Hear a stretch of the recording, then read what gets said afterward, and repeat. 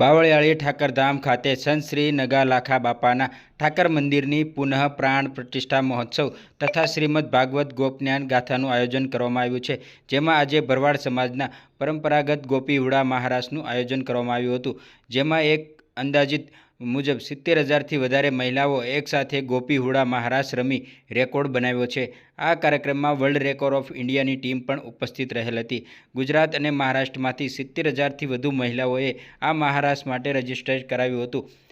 આ દરમિયાન ઐતિહાસિક ક્ષણે રાજ્યના મુખ્યમંત્રી ભૂપેન્દ્ર પટેલ પણ ખાસ બાવળિયાળી ઠાકરધામ ખાતે ઉપસ્થિત રહ્યા હતા અને માલધારી સમાજની 75,000 બહેનોએ વર્લ્ડ રેકોર્ડ બનાવ્યો છે, ત્યારે પરંપરાગત વસ્ત્રો પહેરી હુડો મહારાજ રમી રેકોર્ડ સર્જ્યો હતો અને સીએમ ભૂપેન્દ્ર પટેલ વર્લ્ડ રેકોર્ડનું સર્ટિફિકેટ આપ્યું છે।